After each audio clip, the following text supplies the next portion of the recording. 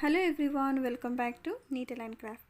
ಇವತ್ತಿನ ವಿಡಿಯೋಲಿ ಸಿಂಗಲ್ ಸ್ಟೆಪ್ಪಲ್ಲಿ ವರ್ಕ್ ಮಾಡುವಂಥ ವೆರಿ ಎಲಿಗೆಂಟ್ ಡಿಸೈನ ಸಾರಿಗೆ ವರ್ಕ್ ಮಾಡ್ತಾಯಿದ್ದೀನಿ. ಹಾಗೆ ಇಲ್ಲಿ ಸಾರಿ ಕಲರ್ ಕಾಂಬಿನೇಷನ್ ಈ ರೀತಿ ಇದೆ. ಇದು ಸಿಂಗಲ್ ಕಲರ್ ಸಾರಿ, ಬಾಡಿ ಪಾರ್ಟ್ ಎಲ್ಲ ಫುಲ್ಲು ಡಾರ್ಕ್ ಪರ್ಪಲ್ ಅಂದರೆ ಬ್ರಿಂಜಾಲ್ ಕಲರಲ್ಲಿದೆ. ಹಾಗೆ ಪಲ್ಲು ಬಂದು ಬ್ಲೂ ಶೇಡಲ್ಲಿದೆ. ಸೊ ಸಾರೀಲಿ ಇದೆರಡು ಕಲರ್ ಬಿಟ್ಟರೆ ಬೇರೆ ಇನ್ಯಾವ ಕಲರ್ಸು ಇಲ್ಲ. ಸೊ ನಾನು ಅದಕ್ಕಾಗಿ ಏನು ಮಾಡ್ತೀನಿ, ಒಂದೇ ಕಲರಲ್ಲಿ ಇವತ್ತು ಆರ್ಚನ್ನು ವರ್ಕ್ ಮಾಡ್ತಾಯಿದ್ದೀನಿ.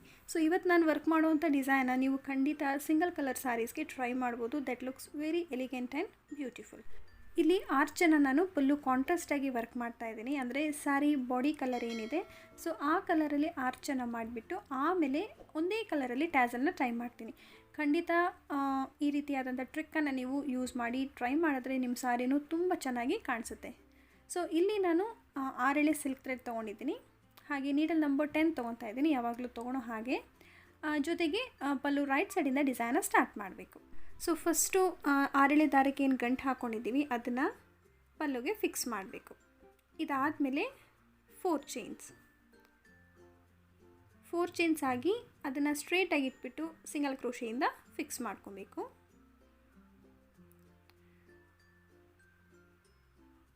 ಮತ್ತು ಇನ್ನೊಂದು ಸಲ 4 ಚೈನ್ಸನ್ನು ಹಾಕ್ಕೊಬೇಕು. ಸೊ ಬಿಗಿನರ್ಸ್ ಕೂಡ ಈ ಡಿಸೈನ ಟ್ರೈ ಮಾಡ್ಬೋದು ಫ್ರೆಂಡ್ಸ್, ಅಷ್ಟು ಈಸಿಯಾಗಿದೆ. ಜೊತೆಗೆ ಕ್ವಿಕ್ಕಾಗೂ ಮುಗಿಸ್ಬೋದು.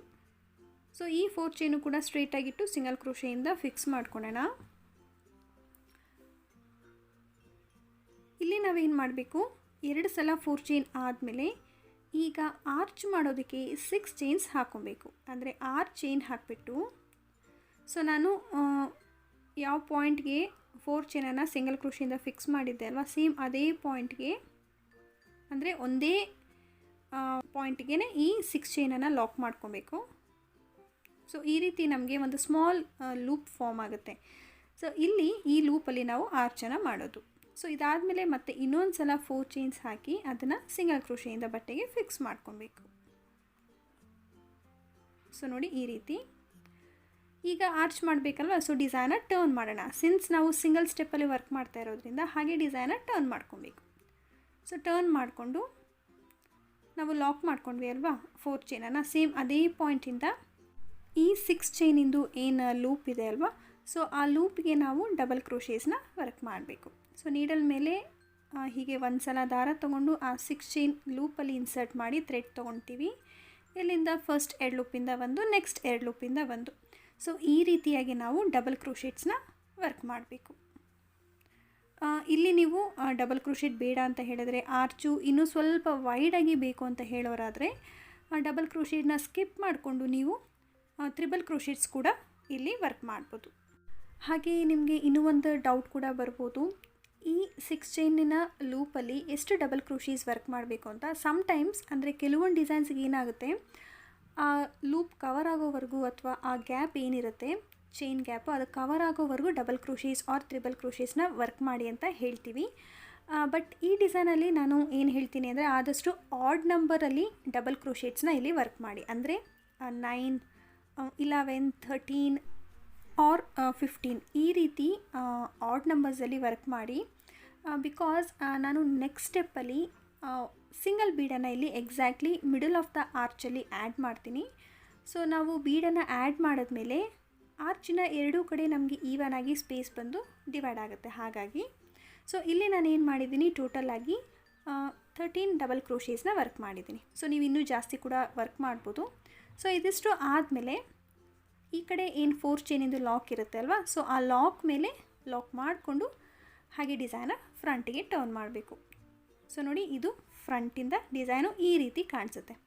ಸೊ ಫ್ರಂಟಿಗೆ ಟರ್ನ್ ಮಾಡಿದ್ಮೇಲೆ ಈಗ ಪ್ರತಿಯೊಂದು ಡಬಲ್ ಕ್ರೋಶೀಸ್ ಮೇಲೇನು ನಾವು ಹಾಫ್ ಡಬಲ್ ಕ್ರೋಶೆಟ್ ವರ್ಕ್ ಮಾಡಬೇಕು. ನೀಡಲ್ ಮೇಲೆ ಒಂದು ಸಲ ಹೀಗೆ ದಾರ ತೊಗೊಂಡು ಫಸ್ಟ್ ಡಬಲ್ ಕ್ರೋಶೆಟ್ ಮೇಲ್ಗಡೆ ಇನ್ಸರ್ಟ್ ಮಾಡಿಕೊಂಡು ದಾರ ತೊಗೊಳ್ಬೇಕು. ಈಗ ನೀಡಲ್ ಮೇಲೆ ಏನು 3 ಲೂಪ್ ಇರುತ್ತೆ, 3 ಲೂಪಿಂದನೂ ಒಟ್ಟಿಗೆ ನಾವು ಹೀಗೆ ನೀಡಲನ್ನು ಆಚೆಗೆ ಪಾಸ್ ಮಾಡ್ಕೊಬೇಕು. ಇದನ್ನು ಹಾಫ್ ಡಬಲ್ ಕ್ರೋಶೆಟ್ ಅಂತ ಕರಿತೀವಿ. ಸೊ ಇಲ್ಲಿ ನೀವು ಹಾಫ್ ಡಬಲ್ ಕ್ರೋಶೆಟ್ ಬದಲು ಈವನ್ ಸಿಂಗಲ್ ಕ್ರೋಶೆ ಕೂಡ ವರ್ಕ್ ಮಾಡ್ಬೋದು. ಸೊ ಸಿಂಗಲ್ ಕ್ರೋಶೆ ಕಂಪೇರ್ ಮಾಡಿದ್ರೆ ಹಾಫ್ ಡಬಲ್ ಕ್ರೋಶೆಟ್ ಹಾಕಿದಾಗ ಆರ್ಚು ಇನ್ನೂ ಸ್ವಲ್ಪ ವೈಡಾಗಿ ಬರುತ್ತೆ. ಸೊ ಅದಷ್ಟೇ ಡಿಫ್ರೆನ್ಸು. ನಿಮಗೆ ಎರಡರಲ್ಲಿ ಯಾವುದು ಇಷ್ಟ ಆಗುತ್ತೋ ಆ ರೀತಿ ನೀವು ಡಿಸೈನ ವರ್ಕ್ ಮಾಡ್ಬೋದು. ಸೊ ಇಲ್ಲಿ ಸ್ಟಾರ್ಟಿಂಗು ನಾನು 6 ಡಬಲ್ ಕ್ರೋಶೀಸ್ ಮೇಲೆ ಹಾಫ್ ಡಬಲ್ ಕ್ರೋಶೆಟ್ನ ವರ್ಕ್ ಮಾಡ್ತೀನಿ. ಸೊ ಈ ರೀತಿ 6 ಆದಮೇಲೆ ಈಗ ಒಂದು ಬೀಡನ್ನು ಆ್ಯಡ್ ಮಾಡ್ತೀನಿ. So to get that very cute look ನಾನು ಈ ರೀತಿಯಾದಂಥ ಸ್ಮಾಲ್ ಬೀಡನ್ನು ಆ್ಯಡ್ ಮಾಡ್ತೀನಿ. This is not exactly round bead. So ಒಂದು ಬೀಡನ್ನು ಆ್ಯಡ್ ಮಾಡಿ ನೆಕ್ಸ್ಟ್ ಡಬಲ್ ಕ್ರೋಶೆಟ್ಗೆ ಈ ಬೀಡನ್ನು ಲಾಕ್ ಮಾಡ್ಕೊತೀನಿ. ಇಲ್ಲಿಂದ ನಮಗೆ ಇನ್ನೂ 6 ಡಬಲ್ ಕ್ರೋಶೀಸ್ ರಿಮೈನಿಂಗ್ ಇರುತ್ತೆ. ಸೊ ಅದ್ರ ಮೇಲೂ ಕೂಡ ಹಾಫ್ ಡಬಲ್ ಕ್ರೋಶೆಟ್ನ ವರ್ಕ್ ಮಾಡ್ಕೊತೀನಿ. ಸೊ ಎರಡೂ ಕಡೆ 6 double crochets and exactly middle double ಕ್ರೋಶೆಟ್ಗೆ ಬೀಡನ್ನು ಆ್ಯಡ್ ಮಾಡಿರೋದು. ಸೊ ಈ ರೀಸನ್ಗಾಗಿ ನಾನು ಹೇಳಿದ್ದು ಆದಷ್ಟು ನೀವು ಆಡ್ ನಂಬರ್ಸಲ್ಲಿ ಪ್ರೀವಿಯಸ್ ಸ್ಟೆಪ್ಪಲ್ಲಿ ಡಬಲ್ ಕ್ರೋಶೀಸ್ನ ವರ್ಕ್ ಮಾಡಿಕೊಂಡ್ರೆ ಇಲ್ಲಿ ನಮಗೆ ನೀಟಾಗಿ ಫಿನಿಶಿಂಗ್ ಬರುತ್ತೆ. ಸೊ ಇಲ್ಲಾಂದರೆ ಏನಾಗುತ್ತೆ, ಬೀಡು ಎಲ್ಲೋ ಒಂದು ಸೈಡಲ್ಲಿ ಫಿಕ್ಸ್ ಆದಂಗೆ ಇರುತ್ತೆ, ಎಕ್ಸಾಕ್ಟ್ಲಿ ಆರ್ಚ್ ಮಿಡಲಲ್ಲಿ ಫಿಕ್ಸ್ ಆದಂಗೆ ಕಾಣಿಸೋದಿಲ್ಲ. ಸೊ ಈ ಒಂದು ಟಿಪ್ಪನ್ನು ನೀವು ಫಾಲೋ ಮಾಡ್ಕೊಳ್ಳಿ. ಇದೊಂದೇ ಡಿಸೈನ್ ಅಂತಲ್ಲ, ಈ ಥರ ಯಾವುದಾದ್ರೂ ಸಿಂಗಲ್ ಬೀಡ್ ಆ್ಯಡ್ ಮಾಡೋವಂಥ ಡಿಸೈನ್ ಇದ್ದರೆ ಈ ಟಿಪ್ಪನ್ನು ನೀವು ಫಾಲೋ ಮಾಡ್ಕೊಳ್ಳಿ. ಸೊ ಇವಾಗ ಇದು ಕಂಪ್ಲೀಟ್ ಆಯಿತು. ಮತ್ತು ಬೇಸ್ ಲೈನಲ್ಲಿ 4 ಚೈನ್ಸ್ ವರ್ಕ್ ಮಾಡಿ ಸಿಂಗಲ್ ಕ್ರೋಶೆ ಮಾಡ್ಕೊಂಡಿದ್ದೆ ಅಲ್ವಾ, ಸೇಮ್ ಅದೇ ಪಾಯಿಂಟ್ಗೆ ಇನ್ನೊಂದು ಸಿಂಗಲ್ ಕ್ರೋಶೆನ ಹಾಕಿಬಿಟ್ಟು ಆರ್ಚನ್ನು ಕಂಪ್ಲೀಟ್ ಮಾಡಬೇಕು. ನೋಡಿ ಈ ರೀತಿ ಬರುತ್ತೆ. ನಾನು ಆವಾಗಲೇ ಹೇಳಿದ್ನಲ್ಲ ಒಂದೇ ಕಲರಲ್ಲಿ ಆರ್ಚ್ ಮಾಡೋದು ಅಂತ, ಹಾಗಾಗಿ ಸೆಕೆಂಡ್ ಸ್ಟೆಪ್ನು ಕೂಡ ಒಂದೇ ಕಲರಲ್ಲಿ ವರ್ಕ್ ಮಾಡಿದ್ದೀನಿ. ನೀವು ಬೇಕಾದರೆ 2 ಕಲರ್ಸಲ್ಲೂ ಕೂಡ ಆರ್ಚನ್ನು ಮಾಡ್ಬೋದು. ನಿಮ್ಮ ಸ್ಯಾರೀಸಲ್ಲಿ ಜಾಸ್ತಿ ಕಲರ್ಸ್ ಆಪ್ಷನ್ಸ್ ಇದ್ದಾಗ ಈ ರೀತಿ 2 ಕಲರಲ್ಲೂ ಕೂಡ ಆರ್ಚನ್ನು ಮಾಡ್ಬೋದು. ಮತ್ತು ಇಲ್ಲಿಂದ ಅಗೇನ್ 4 ಚೈನ್ಸ್ ಅದನ್ನು ಸ್ಟ್ರೇಟಾಗಿ ಪ್ಲೇಸ್ ಮಾಡಿ ಸಿಂಗಲ್ ಕ್ರೋಶೆಯಿಂದ ಫಿಕ್ಸ್ ಮಾಡಬೇಕು. ಸೊ ಮತ್ತೆ ಇವಾಗ ಇನ್ನೊಂದು ಸಲ 4 ಚೈನ್ಸನ್ನು ಹಾಕ್ಕೊಳ್ಬೇಕು. 4 ಚೈನ್ಸ್ ವರ್ಕ್ ಮಾಡಿ ಇದನ್ನು ಕೂಡ ಸಿಂಗಲ್ ಕ್ರೋಶೆಯಿಂದ ಫಿಕ್ಸ್ ಮಾಡೋಣ. ನಾನು ಈ ಡಿಸೈನಲ್ಲಿ ಎವ್ರಿ ಆರ್ಚ್ ಆದಮೇಲೂ ಟ್ಯಾಸಲನ್ನು ಟೈ ಮಾಡ್ತಾಯಿದ್ದೀನಿ. ಸೊ ಆರ್ಚ್ ಆದಮೇಲೆ 2 ಸಲ ನಾವು 4 ಚೈನ್ಸನ್ನು ವರ್ಕ್ ಮಾಡ್ಕೊಬೇಕು. ಮತ್ತು ಈಗ 6 ಚೈನ್ಸನ್ನು ಹಾಕ್ಕೊಳ್ಬೇಕು. 6 ಚೈನ್ಸ್ ಹಾಕಿ ಸೇಮ್ ನಾನೇನು 4 ಚೈನ್ಸನ್ನು ಸಿಂಗಲ್ ಕ್ರೋಶೆಯಿಂದ ಫಿಕ್ಸ್ ಮಾಡ್ಕೊಂಡಿದ್ದೆ ಸೇಮ್ ಪಾಯಿಂಟಲ್ಲಿ ಈ 6 ಚೈನನ್ನು ಲಾಕ್ ಮಾಡಬೇಕು.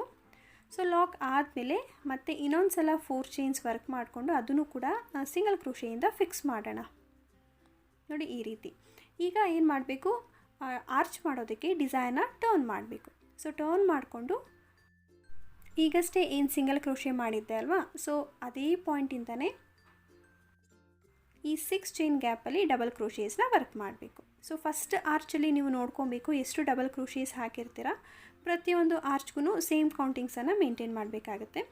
ಸೊ ಇದೇ ಥರ ನಾನು ಸಾರಿ ಫುಲ್ಲಾಗಿ ಡಿಸೈನ ಕಂಪ್ಲೀಟ್ ಮಾಡಿಬಿಟ್ಟು ನಿಮಗೆ ಫೈನಲ್ ಲುಕ್ ಹೇಗೆ ಕಾಣುತ್ತೆ ಅಂತ ತೋರಿಸ್ತೀನಿ. ಸೊ ಇದಿವತ್ತು ಹಾಕಿರೋ ಡಿಸೈನಿನ ಫೈನಲ್ ಲುಕ್. ಇಲ್ಲಿ ನಾನು ಕುಚ್ಚು ಕಟ್ಕೊಳೋದಕ್ಕೆ 140 ಸ್ಟ್ಯಾಂಡ್ಸ್ ಆಫ್ ಸಿಲ್ಕ್ ಥ್ರೆಡ್ ತೊಗೊಂಡು ಕಟ್ಟಿದ್ದೀನಿ. ಒನ್ಸ್ ಅದು ಡಬಲ್ ಆದಾಗ 280 ಸ್ಟ್ಯಾಂಡ್ಸ್ ಆಗುತ್ತೆ. ನಾರ್ಮಲ್ ಹೆಮ್ಮಿಂಗ್ ನೀಡಲ್ಗೆ 2 ಸ್ಟ್ಯಾಂಡ್ಸ್ ಆಫ್ ಸರಿ ಥ್ರೆಡ್ಡಿಂದ ಕುಚ್ಚನ್ನು ಕಟ್ಕೊಂಡಿದ್ದೀನಿ. ಸೊ ಈ ಡಿಸೈನ್ ಇಷ್ಟ ಆಗಿದರೆ ಖಂಡಿತ ಲೈಕ್ ಮಾಡೋದನ್ನು ಮರಿಬೇಡಿ.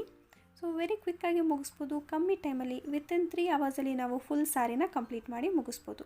ಸೊ ಸಿಂಗಲ್ ಕಲರ್ ಸ್ಯಾರಿಗೆ ಈ ರೀತಿಯಾದಂಥ ಡಿಸೈನ್ಸ್ನ ಟ್ರೈ ಮಾಡಿ. ಅದಲ್ಲದೆ ನಿಮ್ಮ ಸ್ಯಾರೀಸಲ್ಲಿ ಜಾಸ್ತಿ ಕಲರ್ ಆಪ್ಷನ್ಸ್ ಇದ್ದಾಗ ಸೇಮ್ ಡಿಸೈನ ನೀವು 2 ಕಲರ್ಸಲ್ಲಿ ವರ್ಕ್ ಮಾಡ್ಬೋದು. ಸೊ ಫಸ್ಟ್ ಆರ್ಚನ್ನು 1 ಕಲರಲ್ಲಿ ಮಾಡ್ಕೊಳ್ಳಿ. ನೆಕ್ಸ್ಟ್ ಸ್ಟೆಪ್ಪಲ್ಲಿ ಹಾಫ್ ಡಬಲ್ ಕ್ರೋಶೆಟ್ ಮತ್ತು ಬೀಡನ್ನು ಏನು ಆ್ಯಡ್ ಮಾಡಿದೆ ಅದನ್ನು ನೀವು ನೆಕ್ಸ್ಟ್ ಕಲರಲ್ಲಿ ವರ್ಕ್ ಮಾಡ್ಬೋದು. ಅದು ಕೂಡ ಚೆನ್ನಾಗಿ ಕಾಣಿಸುತ್ತೆ. ಜೊತೆಗೆ ಕುಚ್ಚು ಅಷ್ಟೇ 2-3 ಕಲರ್ ಯೂಸ್ ಮಾಡಿ ಕುಚ್ಚು ಕಟ್ಕೊಂಡ್ರೆ ಅದು ಅಷ್ಟೇ ತುಂಬಾ ಚೆನ್ನಾಗಿ ಕಾಣಿಸುತ್ತೆ. ಸೊ ನೀವೇನಾದರೂ ಈ ಡಿಸೈನ ಟ್ರೈ ಮಾಡಿದ್ರೆ ಹೇಗೆ ಬಂತು ಅಂತ ನನಗೆ ಕಾಮೆಂಟ್ ಮಾಡಿ ತಿಳಿಸಿ. ಜೊತೆಗೆ ಹೊಸೊಬ್ರು ಯಾರಾದರೂ ಇನ್ನೂ ಸಬ್ಸ್ಕ್ರೈಬ್ ಮಾಡ್ಕೊಂಡಿರ ನಮ್ಮ ವೀಡಿಯೋಸ್ನ ನೋಡ್ತಾ ಇದ್ದರೆ ಈಗಲೇ ಸಬ್ಸ್ಕ್ರೈಬ್ ಮಾಡಿಕೊಂಡು ಪಕ್ಕದಲ್ಲಿ ಏನು ಬೆಲ್ ಐಕಾನ್ ಇರುತ್ತೆ ಅದನ್ನು ಕ್ಲಿಕ್ ಮಾಡಿ ಆಲ್ ಆಪ್ಷನ್ನ ಸೆಲೆಕ್ಟ್ ಮಾಡ್ಕೊಳ್ಳಿ. ಸೊ ನಾನು ಪ್ರತಿ ಸಲ ವೀಡಿಯೋಸ್ ಹಾಕಿದಾಗ ನೀವು ನನ್ನ ಯಾವ ವೀಡಿಯೋಸು ಮಿಸ್ ಮಾಡೋದಿಲ್ಲ. ಎವ್ರಿ ಟೈಮ್ ನಿಮಗೆ ನೋಟಿಫಿಕೇಷನ್ಸ್ ಬರ್ತಾ ಇರುತ್ತೆ. ಸೊ ಈ ವಿಡಿಯೋನ ನಾನು ಇಲ್ಲಿಗೆ ಎಂಡ್ ಮಾಡ್ತಾಯಿದ್ದೀನಿ. ನೆಕ್ಸ್ಟ್ ಇನ್ನು ಇಂಟ್ರೆಸ್ಟಿಂಗ್ ಆಗಿರೋ ಹೊಸ ಡಿಸೈನ್ ಜೊತೆ ಹೊಸ ವೀಡಿಯೋ ಜೊತೆ ನಿಮ್ಮೆಲ್ಲರನ್ನೂ ಭೇಟಿ ಮಾಡ್ತೀನಿ. See you soon. Until then take care. Bye.